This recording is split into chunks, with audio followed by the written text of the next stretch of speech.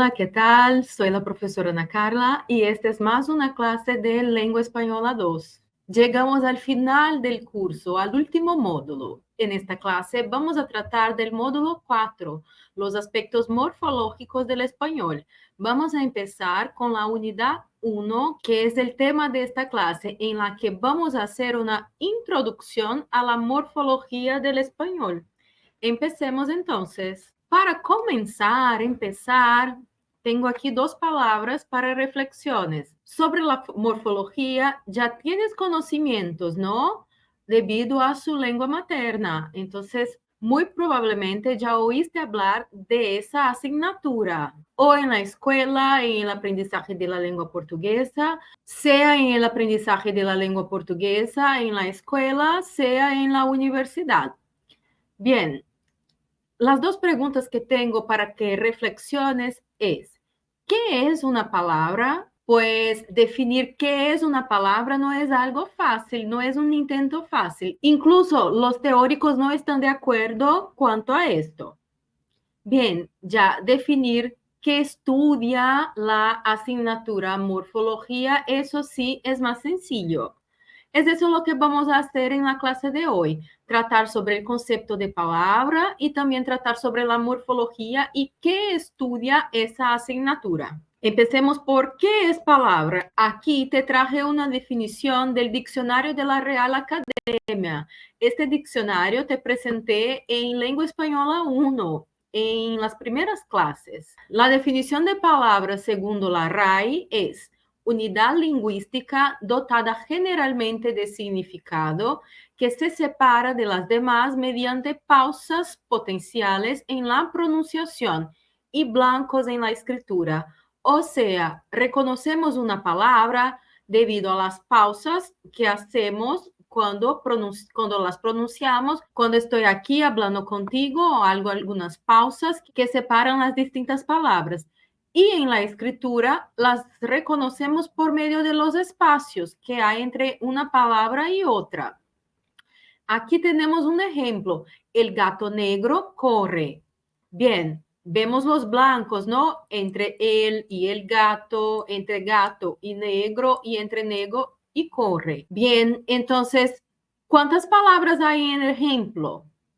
Podemos observar que hay 4 palabras distintas, ¿no? El, gato, negro y corre. Aquí te dejé una imagen del diccionario de la Real Academia Española en caso de que no lo conozcas. Este diccionario es el diccionario que consultamos y que puedes ver ahí en las diapositivas que tengo usado desde Lengua Española 1, ¿no? Como referencia de lie.rae.es. Y esta aquí en la imagen es la versión impresa del diccionario. Bien, siguiendo con la definición de palabra, te dije que no hay una seguridad cuanto a la definición, que hay definiciones diversas y los teóricos no están de acuerdo cuanto a esta definición. Aquí tenemos una otra definición muy semejante a la definición que encontramos en el diccionario de la RAE. Esta definición también es propuesta por la Real Academia Española y figura en el glosario de términos gramaticales de esta institución. La definición del glosario es de que una palabra es una unidad léxica con independencia sintáctica a la que se asocia un significado, sea léxico o gramatical, y cuyos constituyentes, si los tiene, aparecen en un orden fijo y generalmente ligados. O sea, define como una unidad léxica, así como se define en el diccionario de la RAE, ¿no?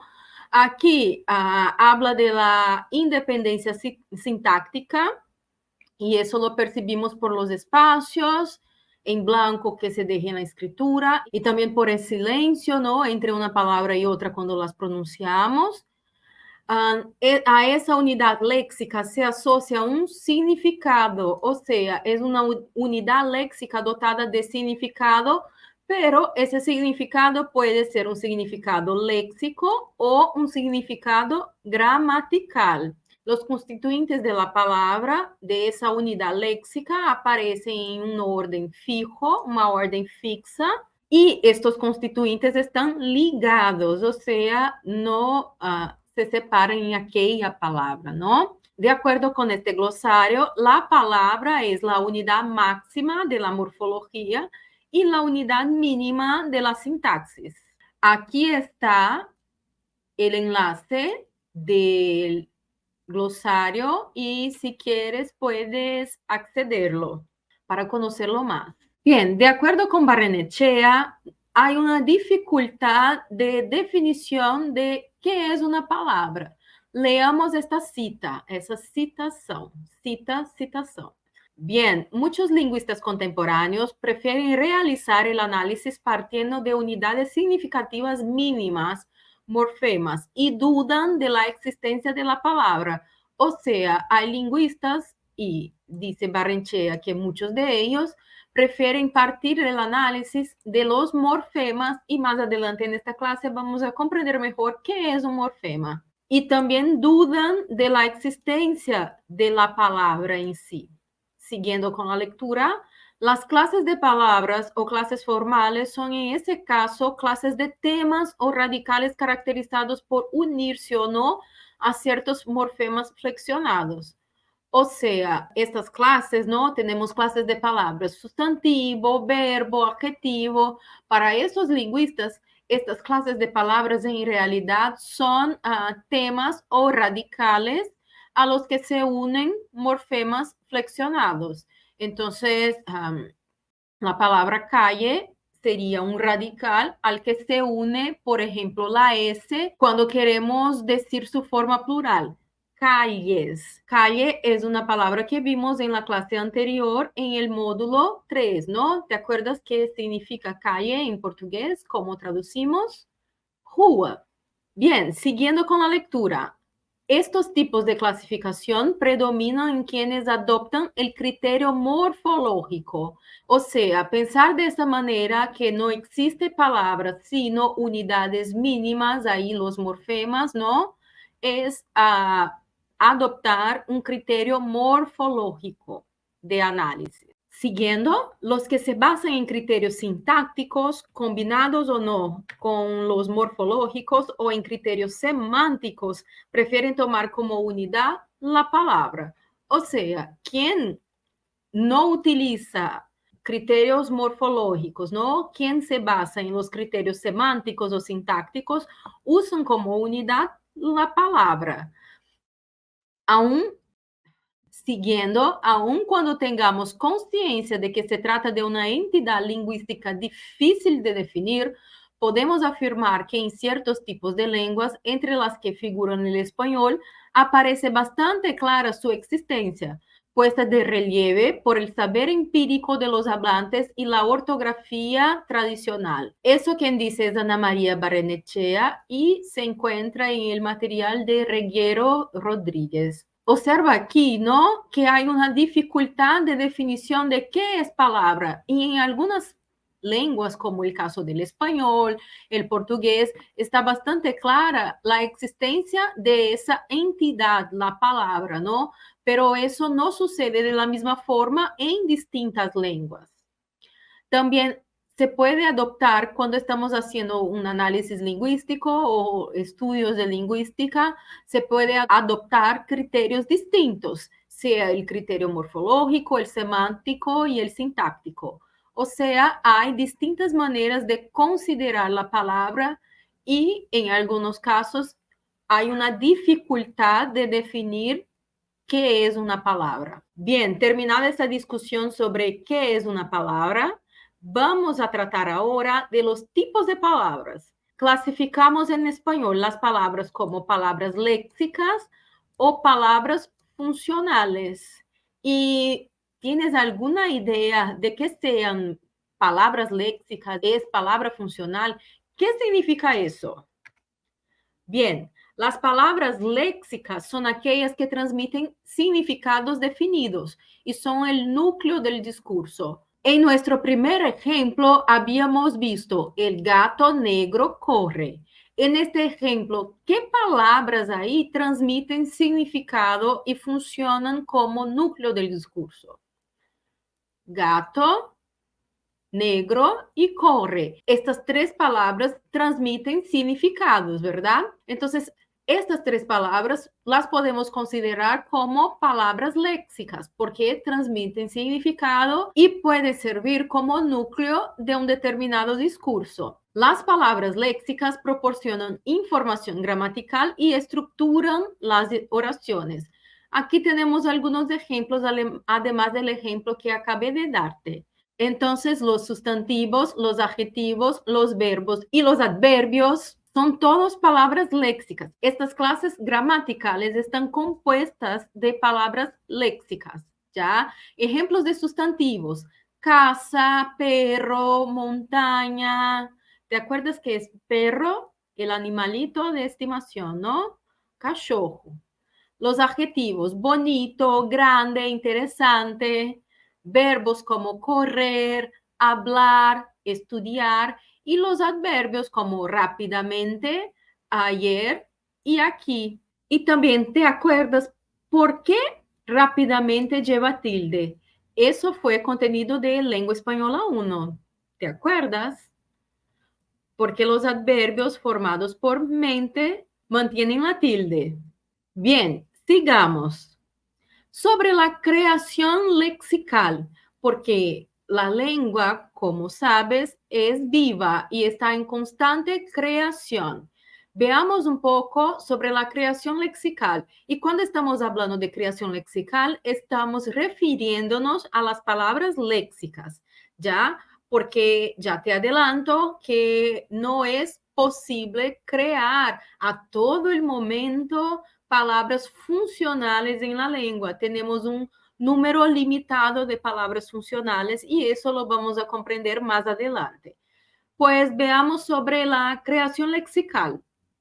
La categoría léxica es potencialmente infinita porque, como te dije, la lengua es viva y estamos constantemente creando nuevas palabras. Entonces, esta categoría se expande continuamente cuando se realizan nuevos descubrimientos científicos, cuando se desarrollan nuevos productos y se exploran nuevas ideas. Con el adviento de la tecnología, por ejemplo, muchas palabras nuevas surgieron en nuestros contextos, ¿no? Redes sociales, por ejemplo, es algo que no se usaba anteriormente, por lo menos no con el significado que adquirió esta palabra después del surgimiento de Orkut, Twitter, Facebook y las redes sociales, todas esas que usamos en nuestro contexto actual. Pues entonces aquí el punto 3, con la llegada de nuevas tecnologías, por ejemplo, palabras como smartphone, streaming, se han incorporado al español, que es lo que te acabé de explicar, ¿no? Y la RAE, o sea, la Real Academia Española, publica todos los años una lista de las nuevas aportaciones léxicas a la lengua. Por ejemplo, estas fueron algunas de las palabras que en 2023 fueron añadidas al diccionario de la RAE. Aquí tenemos alien para alienígena, entonces ahora es una palabra diccionarizada, porque muchas veces los usuarios de la lengua hacen uso de las palabras, pero las palabras todavía no están diccionarizadas. Y año tras año, la RAE incorpora estas nuevas palabras a su diccionario. Otra palabra es el balconing, que es balconing, viene de balcón, a sacada en español, y en G viene del inglés, ¿no? Que significa, que da la idea de gerundio. Bien, pues balconing significa práctica que consiste en saltar a la piscina de un hotel desde el balcón o la terraza de una habitación, generalmente por diversión. É a prática de uma pessoa saltar da sacada de um hotel à piscina desse espaço por diversão. Es una palabra nueva que fue incorporada en 2023 al diccionario de la RAE. Bien, otra palabra que fue incorporada al diccionario de la RAE es el bar, que es una palabra que se usa con ese sentido en el fútbol. Y es una palabra ampliamente utilizada en Brasil, por ejemplo, ¿no? En el contexto del fútbol. Con ese sentido es el sentido de videoarbitraje. En uno de los diccionarios que me gusta mucho consultar en portugués, el Aulete Digital, todavía no se ha incorporado esta palabra con este sentido. Machirulo, que significa dicho de una persona, especialmente de un hombre, que exhibe una actitud machista. Aquellos que vieron la serie española Machos Alfa y la escucharon, la vieron en español, han escuchado mucho esta palabra aquí, machirulo, ¿no? Porque se habla a todo momento en la serie. Y desde el 2003 esta palabra está incorporada en el diccionario de la RAE. Entonces, estos son ejemplos de creación léxica. Son creaciones a partir de los usos que hacemos de la lengua a causa de las transformaciones que hay en nuestra sociedad. Como te dije, las palabras funcionales no surgen así a montones como surgen las palabras léxicas. Las palabras funcionales comunican información gramatical, entonces su sentido es gramatical y ayudan a estructurar las oraciones, dan estructura a las oraciones. Por ejemplo, en el gato negro corre, él es el artículo determinante masculino singular. Es un artículo y tiene ahí una función específica gramatical en la sentencia. Entonces, es una palabra funcional porque su sentido es gramatical, comunica un sentido gramatical. Las palabras funcionales incluyen determinantes, como es el artículo el que acabé de usar como ejemplo, incluye preposiciones y conjunciones, que son palabras esenciales para la cohesión del discurso. Sin estas palabras, las oraciones serían incompletas y confusas porque faltaría nexo entre aquello que queremos decir, ¿no? Aquí están algunos ejemplos de palabras funcionales, los determinantes que ya he utilizado como ejemplo, como el, masculino, la, femenino, este, demostrativo, mi, posesivo, preposiciones con, de, para, en, sobre, las conjunciones y que indica adición, pero, contraste o oposición. El ejemplo en una oración semejante al ejemplo que ya estábamos usando, entonces el perro corre con el gato y juega, pero está cansado. Aquí no podemos ver que perro, corre, gato, juega, cansado y también está son palabras que comunican significado, son palabras léxicas. Ya las demás, ¿no? El, con, el nuevamente y, pero, son palabras que tienen una determinada función aquí, que comunican un sentido gramatical, sea como determinante, como un enlace o para expresar adición o contraste. Entonces, todas estas palabras que no señalé son palabras que funcionan como palabras funcionales. Cuanto a las categorías de las palabras, tenemos categorías abiertas y categorías cerradas. Bien, las categorías abiertas, entonces, se refiere a un conjunto de palabras en una lengua que tienen la capacidad de crecer y admitir la incorporación de nuevas palabras. Ya las categorías cerradas se refiere a un conjunto de palabras en una lengua que no admiten la creación de otras palabras nuevas. Dentro de las categorías abiertas están las palabras léxicas, como te dije anteriormente, y de las categorías cerradas, las palabras funcionales. ¿Y por qué eso? Porque vimos que las palabras léxicas hacen parte de esa categoría de palabras que permiten la creación lexical.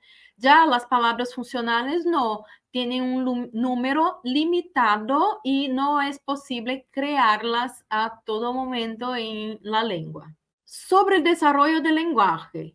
Las lenguas entonces evolucionan para reflejar cambios culturales, tecnológicos y sociales. Cuando hay cambios en la sociedad, también vamos a encontrar cambios en la lengua. Ejemplos aquí, el audiolibro, que es un libro grabado en formato de audio, clicar o cliquear, también se dice en español, que es hacer clic en un dispositivo digital, y escanear, que es digitalizar documentos. En portugués usamos palabras muy semejantes a estas también, ¿no? Otra creación también es el lenguaje inclusivo, también llamado de lenguaje neutro en portugués, ¿no? El lenguaje inclusivo es una forma de comunicación que busca evitar la discriminación o exclusión de ciertos grupos. Bien, acabamos de ver que no es común la creación de nuevas palabras funcionales, ¿no? Pero el lenguaje inclusivo está relacionado con eso. Aunque no sea común, ¿no? El lenguaje inclusivo propone la creación de nuevos pronombres como forma de tratamiento. Aquí el punto 2. Entonces, los pronombres personales en español siempre se habían considerado como parte de una categoría cerrada de palabras. Sin embargo, en el punto 3, ¿no? Algunos grupos que promueven el uso del lenguaje inclusivo han propuesto nuevas formas pronominales como ella, aquí, ¿no? Con el arroba, con la ex, para evitar la asignación de género binario a las personas o a grupos. Entonces, aquí tenemos una creación que es una creación de una palabra funcional para evitar la discriminación y exclusión de ciertos grupos y para que usen un lenguaje que esté más adaptado a la manera como se consideran, ¿no? Eso sucede en todas las lenguas, no solo en portugués, no solo en español, pero en inglés y en otras lenguas más. Veamos ahora un poquito sobre las unidades mínimas significativas. Cada palabra tiene una unidad mínima de significado. Esa unidad mínima de significado puede ser un morfema simple o un conjunto de morfemas. Algunas palabras constan de solamente una unidad mínima significativa, como por ejemplo, entonces, mujer, papel, solo tenemos esta unidad significativa y esta unidad comunica todo el significado de la palabra. Hay otras palabras que consisten de varias unidades mínimas significativas que se relaciona a ella etimológica o morfológicamente. Por ejemplo, gato, gat es la unidad mínima significativa de esta palabra, o es el morfema que comunica el sentido de masculino. Lo mismo con gata, tenemos aquí la raíz y A es la unidad que comunica el sentido de femenino. Y gatitas, tenemos aquí la separación en gat, it y A y la S. Entonces, gat, que nos remite a esa unidad mínima significativa, que nos remite al animal, ¿no? El gato. It, que comunica el diminutivo. A, que comunica que es una palabra femenina, y la S, que es el morfema que comunica que es una palabra que está en plural. Entonces, algunas palabras tienen solamente la unidad mínima significativa, como estas acá, las primeras, y otras son compuestas de varias unidades. Aquí tenemos la separación morfológica de la palabra gato. Entonces, tenemos aquí al principio gat, que es la raíz, ¿no? Y aquí los morfemas que pueden acompañar. Aquí gato, masculino, la O indica masculino y A que indica femenino, gata. El plural, ¿no? La forma gatos, la S, cuando añadimos la S, se indica que es plural. Y también aquí tenemos la forma diminutiva y sabemos que it indica el diminutivo en español. Y lo mismo aquí con las formas femeninas, entonces gatas y gatitas. Veamos ahora sobre la relación entre palabras. Como te dije, gato tiene una raíz que me permite identificar el significado, ¿no? Gat. Y sé que gato está relacionado con gatito, por ejemplo, el diminutivo, a causa de la raíz. Entonces, cuando comparamos y contrastamos las palabras en una determinada lengua, podemos encontrar las partes más pequeñas que comunican un significado importante. Las palabras de la lengua comparten morfemas que permiten a los hablantes relacionarlas. Aquí, además del ejemplo de gato, ¿no? Tenemos el ejemplo aquí de educar. Esta raíz, educ, ¿no? Comparte el significado entre estas tres palabras que tenemos, el verbo educar, el sustantivo educación y el adjetivo educativo. Sabemos que estas palabras están relacionadas semánticamente a causa de la raíz que comparten. ¿Y por qué es importante saber eso, no? Porque al aprender sobre estas partes significativas, podemos ver las conexiones que existen entre las palabras y también las conexiones que existen en la ortografía. Y eso hace con que la ortografía parezca menos arbitraria y es más fácil para el estudiante aprenderla, ¿no? Aprender sobre la estructura y el origen de las palabras nos ayuda o puede ayudarnos a mejorar nuestro vocabulario, la comprensión de la relación de parentesco entre las palabras y también su ortografía, como acabamos de comentar. Y eso se hace posible gracias al estudio de la morfología. Entonces, comprender la morfología nos ayuda con eso. Bien, ¿y qué es la morfología? Discutimos sobre qué es la palabra, los tipos de palabra, las categorías, la creación lexical, ¿no? ¿Y qué es la morfología? Como te dije anteriormente, es más fácil definir qué es la morfología que definir qué es una palabra. Pues bien, la morfología es la rama de la lingüística que estudia la estructura de las palabras de una lengua, además de los procedimientos involucrados en la formación de palabra. Entonces, estudia la estructura de la palabra y los procedimientos de composición de esta palabra. Bien, veamos el ejemplo. La palabra incomprensible se puede descomponer en in, que indica la negación, compres, que es la raíz, y ible, que es el sufijo que indica posibilidad. Entonces, la morfología estudia estos procedimientos de formación de palabras. El morfema es la unidad mínima de significado que se encuentra en una palabra. Cada palabra va a tener una raíz o lexema. Entonces, lexema es sinónimo aquí en este caso de raíz. Y esta raíz nos comunica la esencia o significado de la palabra, como en el caso de incomprensible, compres es lo que comunica la esencia de la palabra, ¿no? El significado de la palabra. De educar, educación, educ comunica ese sentido. Hay palabras que tienen una sola unidad de significado, o sea, solo un morfema, que es el ejemplo de lápiz, pan y papel. No podemos dividir en más morfemas. Entonces, es una sola unidad de significado. Lo mismo con el ejemplo de mujer que habíamos visto antes, ¿no? Ahora, hay otras palabras que constan de varias unidades significativas, como el caso de la palabra gato, la palabra educar, educación, ¿no? Aquí tenemos el ejemplo de casa. Cas comunica el sentido, ¿no? Es la raíz, pero a esa raíz añadimos otros morfemas como casas, casita, casota, casero, casucha. Entonces, añadimos morfemas a esa raíz para comunicar otros significados. Esto todo sigue una secuencia lineal. Debido a cómo funciona el lenguaje, cualquier combinación de morfemas estará en una secuencia lineal. Entonces, sigue una secuencia. Los lexemas pueden ser modificados por afijos. Aquello que añadimos a la raíz de una palabra llamamos de afijo.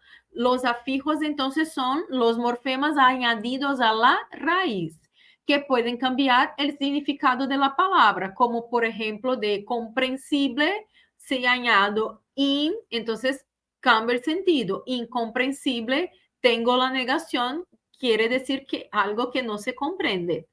Los afijos pueden ser prefijos o sufijos. En el caso de incomprensible, por ejemplo, in es un prefijo porque viene antes, posicionado antes de la raíz, y ible es un sufijo porque está posicionado después de la raíz. Aquí tenemos como ejemplo desesperanza, entonces des es prefijo posicionado antes de esper, y los demás, ¿no? Ansa es un sufijo porque está posicionado después de la raíz. Bien, y cuanto a la comprensión del vocabulario, conocer las raíces y estructuras de las palabras nos ayuda a ampliar nuestro vocabulario y la comprensión del idioma. Como por ejemplo aquí, ¿no? Reconocer que bio se relaciona con vida, tiene el sentido de vida, en palabras como biología, biografía, nos ayuda a comprender el sentido de estas palabras. Tengo aquí algunas preguntas y puedes pensar sobre ellas. ¿Cuándo fue la última vez que oíste una nueva preposición o una nueva conjunción? Yo no me acuerdo de haber oído una nueva preposición o una nueva conjunción.